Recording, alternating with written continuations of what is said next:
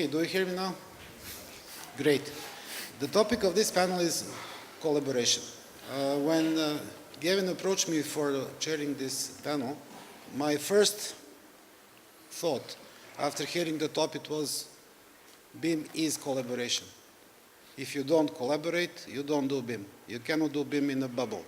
You can up to a point, but if you want to actually implement BIM on a project or on a process, there is no way that you don't collaborate within your office, with somebody else, with your subcontractor, with your client, with anybody else. There is another keyword. In the morning, over coffee, I spoke to Alejandro, and since the morning, there are two topics that have been trickling down, and two buzzwords. One is collaboration, that we are going to talk about, and the other one is language. And speaking to Alejandro this morning, we agreed that BIM is very much like speaking English in Dubai. Most of us come from somewhere else. And the only way that we can communicate is by speaking English. And everybody here speaks English in a way and understands speaking English in his own way, but still gets understood and still gets his message across. More or less, what we have in the BIM sphere or in the BIM ecosystem in Dubai or anywhere else in the world is about that, is about the language. If I say something, do I get my meaning across? Now, we have a panel of consultants, contractors, educators, and the solution provider. So I'm going to start with the solution provider and ask him, what is your company take on the collaboration? Because frankly speaking, your company has not been known for collaboration with other packages and was rather strongly, let's say, putting forward an idea that everything should be under one roof, that open BIM was let's say, embraced or recognized relatively recently? All right, it's a tough one, but let me just try to make it simplified. At Autodesk, we have been predominantly monitoring this industry very closely, and we classified these eras within this industry, where the first era, when we started in early 80s, it was about the era of drafting, when people were doing the same things what they used to do manually. They started moving the same thing in computer world. You know, you had initial level of AutoCADs out there. You pick up the drafting and you got now little monitor and the mouse, you can do things. And then gradually we saw in late 90s and early 2000, basically, we saw more and more people talking about and asking us, we need tools to be more productive, where it was about how do I do part of the job and let computer do part of it. I don't want to do the repetition task. You would have seen the blocks and the models and some of the sections and elevations coming out of these applications. Then, you know, mobile happened, cloud happened, and a lot more new technologies started coming in. So we classify that era as era of connection. And that's what we look at. We have been following this trend for the last 5-6 years very closely. And that's where we realize that our customers are going to face these challenges more and more. And that's where it's not about BIM anymore. It's not about being able to share the file or the model with each other. It's about the openness. People will be using different applications, different tools. It's about that connection. How do we provide them this tool set that is going to facilitate this connected BIM? So we call it as connected BIM at Autodesk. And it doesn't limit you to one software or one tool. It's about facilitating that collaboration across the whole ecosystem. And back home at Autodesk, every time we speak, we get into a brainstorming session, we keep on reminding ourselves that difference between an AEC industry collaboration and manufacturing, because it seems to be very highly efficient in collaboration in manufacturing and automobile world. And people keep on saying, you know, we need to learn from automobile industry or manufacturing industry. And then we tend to forget the fact that they belong to one organization mostly, and they have this process defined for the last 10 years or 5 years, which they are improving. Now let me just imagine with you, and let's visualize our construction project, and how do we get together to start it. And just think about it in your office scenario when a new guy joins in, how much time it takes for him to become productive and build a relationship and build a collaborative relationship with you all. Now, in the construction world, when the project comes in, you have a consultant from one part of the world, and then you have the design, other facility things, then you have the client from other side, the contractor, subcontractor. All of them have got suddenly this 18 months of schedule to deliver. They have hardly time to really build that relationship they can collaborate. So the collaboration driven by BIM facilitates by one simple thing, the clarity, the transparency. So for me, the underlying concept of collaboration under the BIM banner is the transparency. If we are transparent from the right of the beginning and BIM facilitates that, that means less issues, more better relationships. Thank you so much. Speaking of transparency and continuing the language theme, the question for Alan, as an educator, what is your view? How are you directing your efforts into wider understanding of the BIM concept? How do you have to fight the issue that, or the notion that BIM is a software?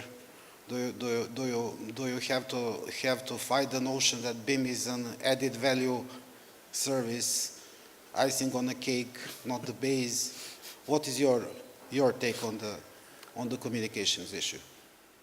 Thank you, George. Well, I'm English, that's a start. But just to, from an RICS point of view, we think collaboration is actually the key to enabling BIM. We believe both, two issues actually, two key issues. One is, in education and training of chartered surveyors, we believe that we have to think more about how the professions work with each other in a better way. So the concept of a T-shaped professional is something that is to be looked at in the industry more and more, I believe. And that is, the concept there is that professions need to understand the workings of the other professions in the industry, because it's a team game building, in order to get the most out of their own profession. So that's not to say they don't need narrow and deep training in their own profession, but they need to understand the contributions of the other professionals in a team process. That's one issue. I think the second issue is that collaboration is a problem word, to use an English word, because it's quite ethereal in terms of its concepts, and also a lot of it's related to culture and behaviours, which are difficult to measure and difficult to change. But we believe that more can be looked at in terms of the processes connected with collaboration. So issues like interdisciplinary working, for example. There has not been enough effort in the industry to look at interdisciplinary working. The right information in the right form from the right person at the right time is pretty central to delivery of BIM, and it's pretty central to the processes surrounding interdisciplinary working. If you look at ISO 44001, the new international standard for collaboration, it talks about some of these issues, and we believe that people in the industry should try and put some meat on the bones of collaboration and look at these processes in more detail to enable success in collaboration and thereby enable success in building information modeling. Thank you so much. What is the take of the consulting and contracting members of this panel? Craig, let's start with you and then continue with Nitin and Scott and Alejandro. Yeah, I really believe that the key issue with the collaboration side of BIM that's happening in our industry at the moment is pretty basic, and it's communication. And we, and you're right, there's a lot of talk about language, what is the language that we use? But more importantly, do we understand that language, and what does things mean to me, to you, to someone else, or do we all have our own interpretation? And that's a real killer. And one of the things I truly believe is that there's not enough communication happens, and by that I just literally mean face-to-face talking between people. We have a great set of tools which all our software vendors are producing that will allow us to share these models, to share our problems, to collaborate and push all this data around. But at more fundamental level, I do believe that the there's still people behind the using of these tools. And it's critical that we actually get together as a group of people and sit in a room and talk about this, so that we actually appreciate that what my understanding is the same as yours. Now, one of the things I think that really facilitates this, and I would love to see more in the industry, are strong, knowledgeable clients who are prepared to step up from the beginning and say, this is how we want our project to go.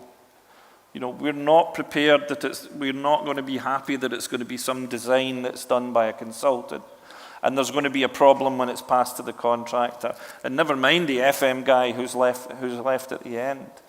And it's great, of course, to have clients like the RTA here who are very prescriptive in what they want. But not only do they have to be very prescriptive in what they want, they have to then be prepared that the people who come on board to deliver that project need to have it explained to them, and need to have it explained in a language, in a terminology that we all understand. Yeah. And one of the things that I've found as well is that sometimes the ideas that may be presented by the client and how they want their project delivered, you know, aren't necessarily maybe the best idea in the way in which to go about doing that. And I do believe that if you get the right people in the room together to talk about what's best for the project and how that project can be delivered, you know, only the project wins from this. And you know, that's one of the key things I think that we need to do, is we need to start talking. We've all been in a situation where we exchange emails with someone, and it's tennis. You know, this email goes back and forward 10 times. You pick up the phone or you meet someone in person, in 5 minutes it's resolved. Yes. You know, that's what we need to do. We need to start and actually get together more as people, talk about these issues, and understand. And even earlier on we were talking about the LOD question. You know, everybody's got a different understanding of what these things are. Get together as a team, because it will be different from project to project. Of course. So get together as a project team and actually talk it through. And if the documentation that's been produced needs to be clarified, needs to have some clearer language written in it, then agree as a team and do it, so that we can all move forward and deliver the project that the client wants. It's the client's vision that we're trying to deliver. We don't have any clients here at the moment, but we have the main contractor. Let me add one more point to the question, based on the previous panel, the contractual details of what is a BIM deliverable. Is it something in a box with a nice ribbon on top, or is it something else? What is your take on the communication first and the second? I will split my answer into two parts. The first part being the understanding that BIM is just not about a single aspect. It's about people, process, and technology. You need to bring these three together to make this work. Correct. Now, when you talk about technology, there is again two aspects to it: maturity level. You know, as a contractor, I can claim that I have the capability to deliver a BIM project, but am I considering the supply chain which is below me having at the same level of maturity? Now, I might have an M&E contractor who might be able to do BIM for me, but I would for sure struggle if I look at a facade contractor who would have the same level of maturity as another person. No disrespect to anyone on the panel. No problem, Scott. Scott has a perfect pitch. This is something that we face as a challenge. For instance, if I have a precast company that's involved, they would necessarily be very good at their job, but they would have very little to an in-house BIM team to develop that level of information that I'm looking for in my model. And at the end of the day, if I don't have a supply chain that can cater to my requirements, as a main contractor, I have to step in and meet and fill that gap. So you'd see that as a main contractor, the first thing that we had to really see and do was, how do we fill those gaps within the supply chain to actually make this work? And the question is always, is that in your scope, right? Exactly. That's the second part of the answer. The famous question, is it in my scope? That is the second part of the answer. Yeah. Then the question comes, if I do something on behalf of another person, who takes ownership for that? And how much liability am I taking on myself when I do and complete a process that's required by the client? And building that into the BIM execution plan and getting the stakeholders involved on the project to understand how this is going to work. So literally I end up sending a transmittal of a shop drawing back to the specialist contractor who's got to review and sign off on 2D. And the difficulty as a main contractor that I often come and face is we are talking about BIM, but our thought process is still in 2D. Yes. I mean, we talk about having a coordinated shop drawing, but we still insist on having all of the 2D elements still shown at the same level of detail that you would still see on a CAD drawing. I fail, and I find it very difficult to communicate with the people, the higher-ups, to actually understand that we're doing all of this in 3D. Do you really need to see all this information again in 2D? And probably the issue that I often get an answer is the legality of it. I mean, you don't have a system which says that the 3D model can take ownership of what is being done without the 2D drawing or without having explicitly everything done to the nitty-gritties of it on a 2D drawing. And that is a challenge. Yes, if I could just before Scott replies, what Craig said about talking to people face to face. Yes. I have the same experience of sending somebody a snapshot of the model. Yes. He sends shop drawings, I command the shop drawings, I send them back, and 3 weeks later he still doesn't understand what I want. Then I really get upset, take my marquee, snapshot, poof, oh, that's what you want. Great. It takes time. Yes, it really does. But the legality of the process is one thing. Doing the job is sometimes another thing. Well, that's what we want to change. The industry, the real change will come when we don't have to really start worrying about legality, because it is part of the process as it is. It was the previous panel anyway. We are on another topic. So Scott, from your point of view as a specialist consultant, so you're not so much in the wider picture, but you're very much in the flow. Communication, number 1, education, number 2, contractual issues, number 3. Mm-hmm. I think what we absolutely acknowledge is the benefits that BIM will bring to consulting in the entire supply chain of a building life cycle, from cradle to cradle, essentially, from right to the very early planning stages, right the way through design, construction, well, tender, construction, handover, and operation, and even then decommissioning of buildings as well. And I think we've also seen huge opportunities with the efficiency this can bring to the table. Now, that being said, we can't jump the gun here. There's a reality that has to be taken in, that although a client might push for everybody to embrace BIM or a certain, they want Revit, for example, used for the entire project, everybody in the supply chain is not going to be able to provide or undertake Revit models. And that's where part of the initial challenge is always going to lie. We're not there at the moment where we can say everybody needs to use BIM and needs to collaborate and needs to do that. But I think that adoption is going to happen over time, and I think people are going to see that, okay, that there's collaboration internally within a company where people can see that, okay, we can develop a new process, use technology to optimize the way we do things. And then, they will hopefully see that using technology to do that, the easiest way to adapt that from buildings is if we're all working off the same model or the same type of model. Yes. Was there another question? Sorry to... No, that was, you have covered more or less everything. Alejandro, we had a chat in the morning. We were discussing about the communication between the different stakeholders and I will have one question for the end for all of you, but let me hear you on your views on the collaboration and communication, number 1. Collaboration and communication. I was focusing more on internally because we have ASMEP. I say we're kind of spoiled with it because you'd expect, here we are in the same company, we should be able to communicate and collaborate much easier. With that, BIM does make it much easier, but at the same time, it almost, the lack of understanding of BIM and the process, they think we're using the tool, so then it should be understood. Like when a change is made, going back to having the human-to-human communication, whether it's with an email or something, that gets lost. And with that, when it comes to the collaboration, it's, again, thinking that the tool's going to take care of everything. And that becomes a problem.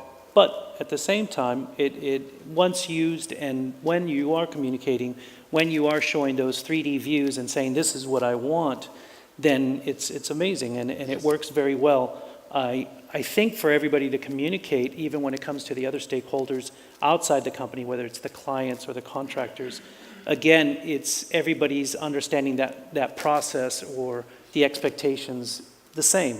And with that, what's going to be the use of the model, as far as even the level of detail.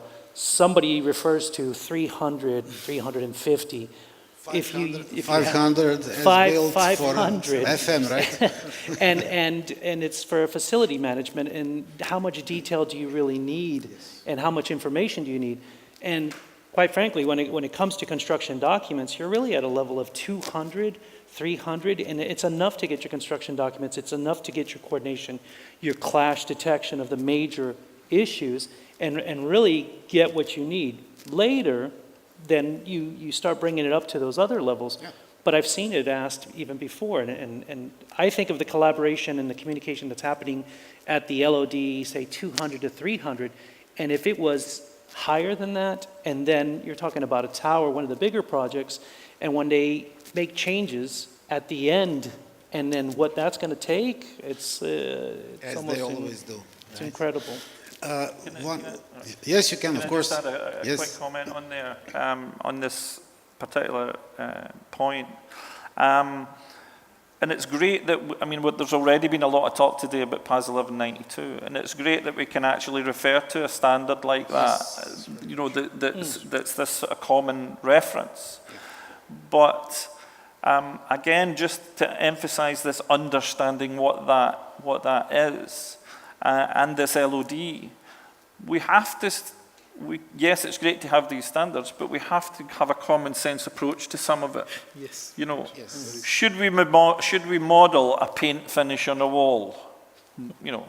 We can. You can, but because you can, that doesn't You know make how it, they say, you should make not it right. only because you can. Right? We increasingly have buildings that have very complex facades. Yes. And that brings with it its own problems. Yes. Is it necessary that those facades have every nut, bolt, screw, modelled and detailed, and Scott, what do you say? So there's lots of common sense questions that we need to be asking ourselves on top of this, just so that people understand what we're talking about.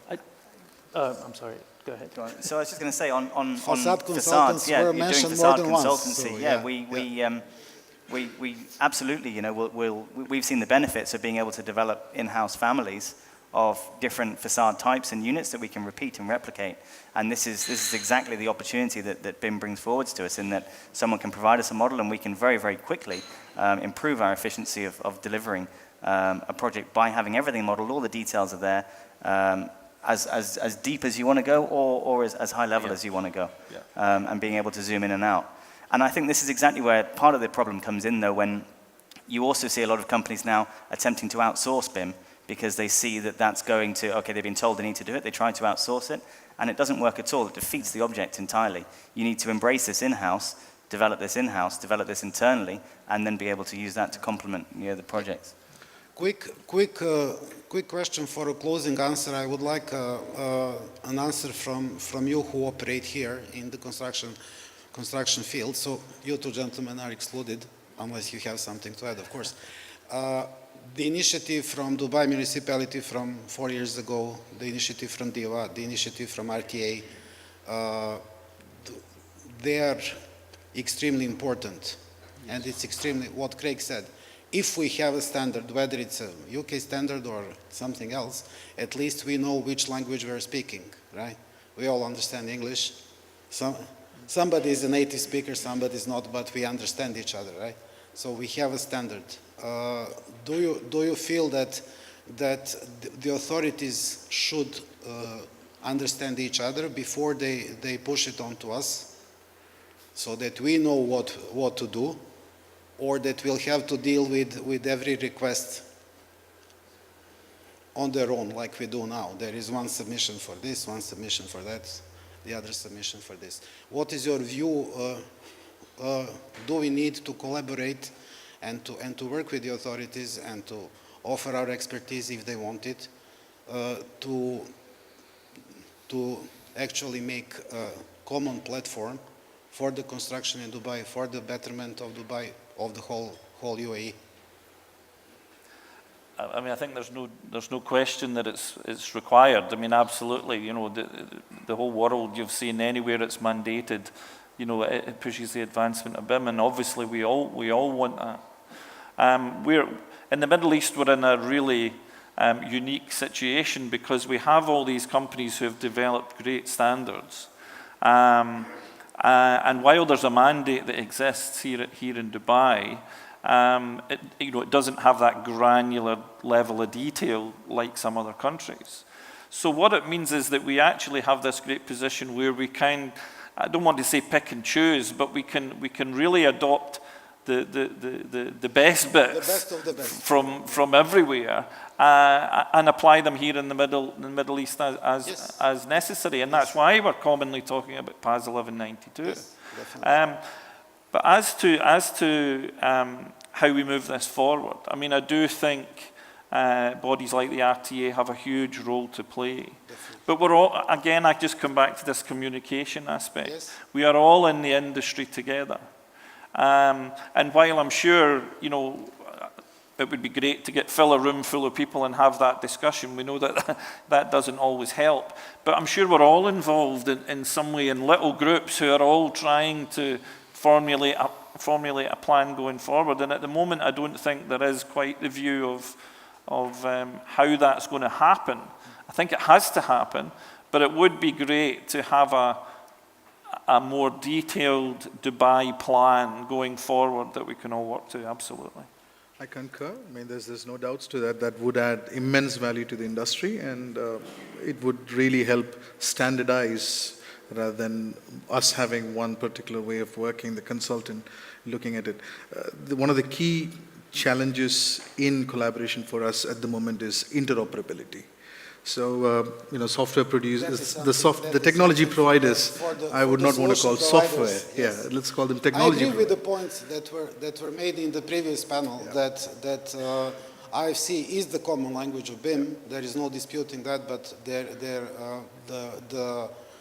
the solution providers should definitely work together a little closer, yeah, because they have their margins, they have their sales to make, yes, but we have projects to deliver. Build, yes. And if one thing doesn't work, I'm definitely going to look for another thing that works, yeah, regardless of anything else. Can I just say something on the point about standards, because I think it's an important, yeah, point actually. You've talked about PAS 1192, the flow of information, but there's another issue with standards that I think we need to think about from a collaborative point of view, and that is the professions speaking to the technologists about standards. Because if you speak to the technologists, what they say they want is they want the industry and the professions to tell them what data standards to use. Exactly. So actually I think we need to get much more on the front foot. The architects, the engineers, the surveyors, we need to be telling the technologists what data standards we want to use. And then the industry will respond to that, because that removes complexity for them in terms of the products that they need to place on the market. And I don't think there has been enough debate actually in that area. At the RICS, we've certainly tried to create international data standards, for example in cost measurement with ICMS, that actually address this problem, but all the professions need to do it. Exactly. I think I want to go back to the first, the agency's role.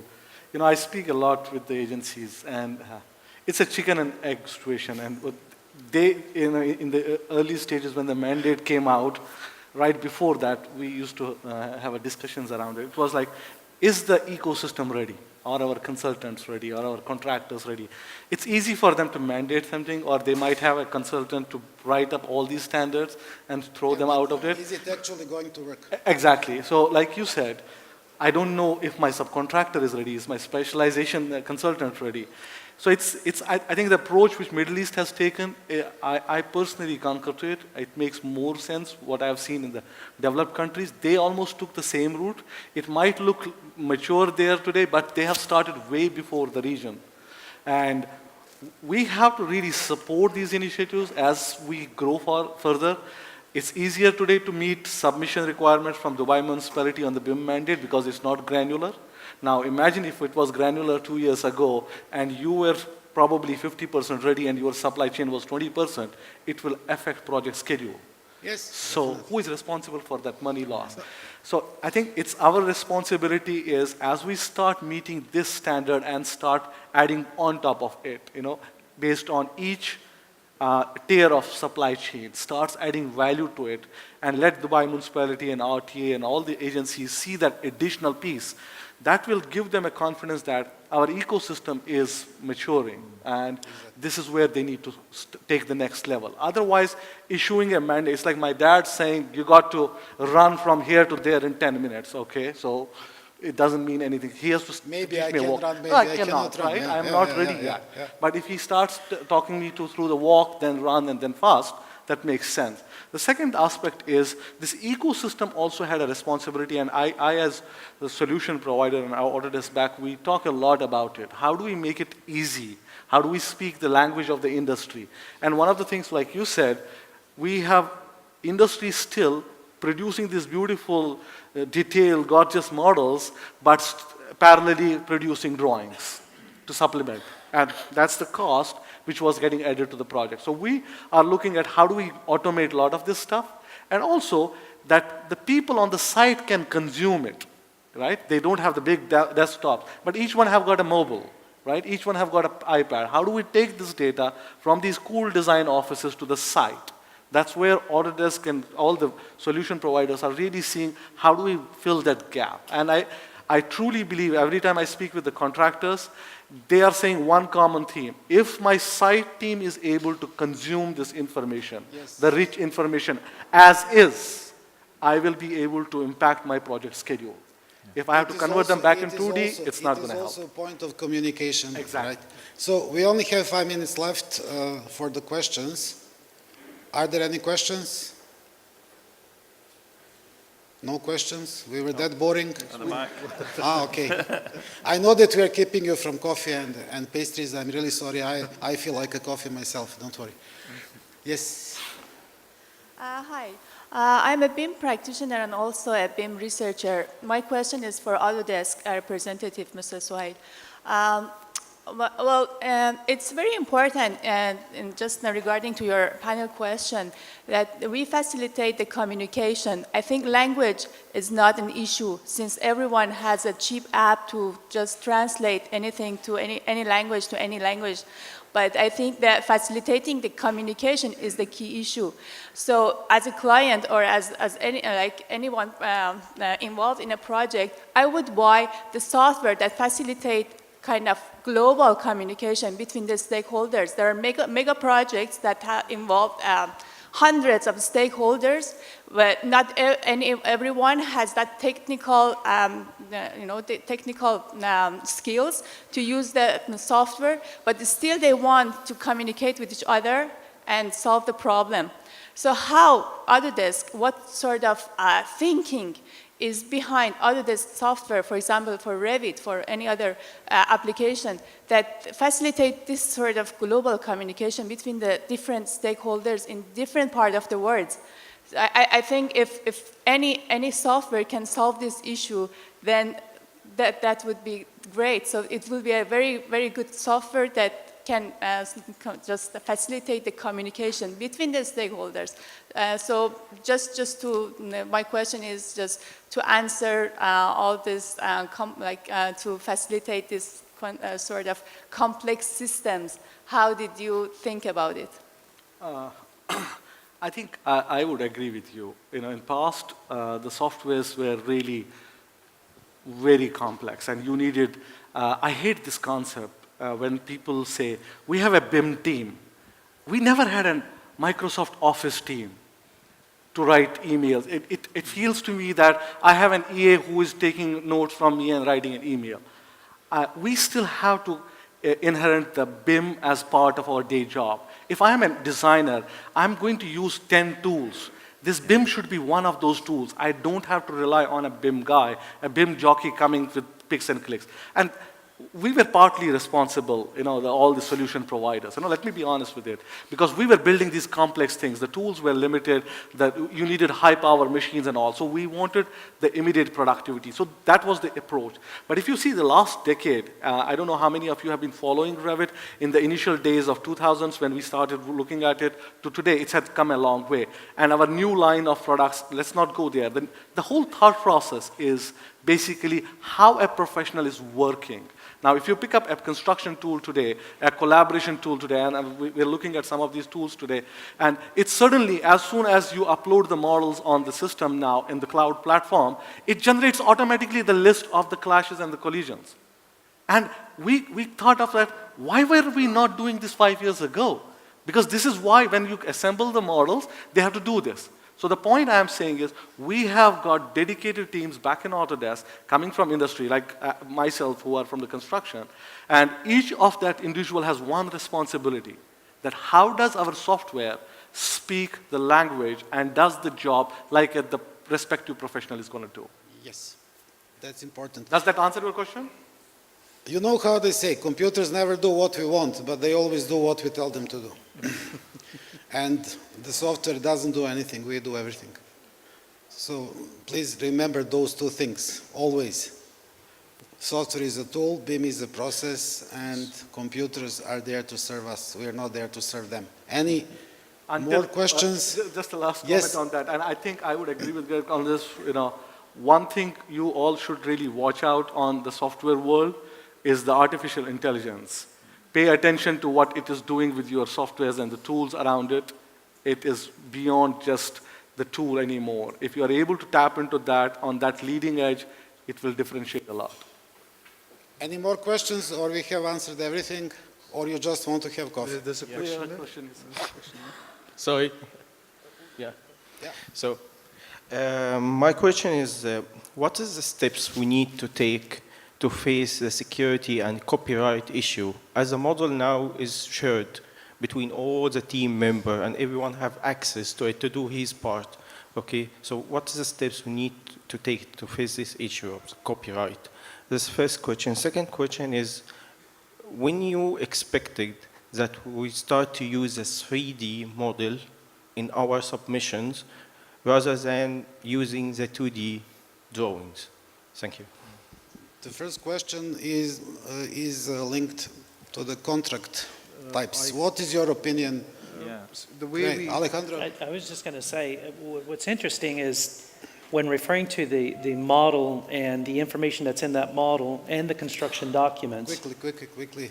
People want to drink coffee. I was just going to say, there's just a huge difference. I think there's so much information that would be needed in the models versus the contract documents. I mean, there's the details, there's three-dimensional information that's just not in there. Why? Because, again, going back to, you can't put all that information in there, not in the systems that we have today. I mean, it's no matter how great it is, it's just too much information. So, again, that data and understanding what's in the model versus those construction documents and the difference between those.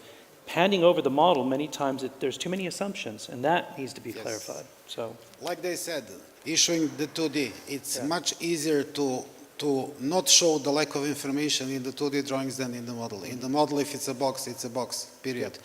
Nithin, you wanted to say something? Excuse me, one point, just one quick point. Based on this question, should not the contract cover the data confidentiality clauses? And should not the contract ideally be an IPD contract or a design and build contract instead of DBB contract that are ideally, yes. mostly here? There's two parts to this. It's about administering BIM on a project, which is very, very important. You define your work in progress, you define your shared areas, you define your published areas and your archived areas. So we follow the PAS 1192-2 the best way we can. So in the WIP area, that's restricted to the guys who are developing the model. So unless otherwise it moves onto a shared platform, which is limited to the parties who are involved in the coordination process, that's where the model actually gets shared. Now, before it goes into the published or the archived areas, there is a check post there. There is a process which we have in place, where the model is actually checked, ensure that there is an approval process before it moves on. In a way, we're trying to manage the integrity with having access, limited access, read-write options, who's allowed to do what, and of course we have a log of who changes these events on these portals. And the thing is, the question that needs to be asked in these common data environments is the model live? Because if you look out of maybe 3 out of 5 solutions, they're not really live. They say it's live, it is not really live, except for very, very few solutions out there.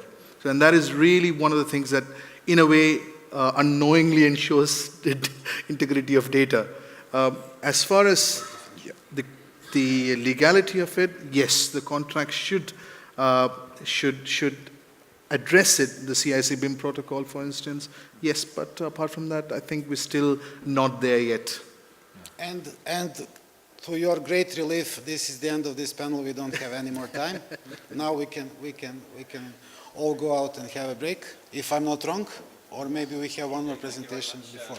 Djordje, gentlemen, if you'd just like to stand there while we take a picture. Great session, Djordje. Thank you. A quick hand, please.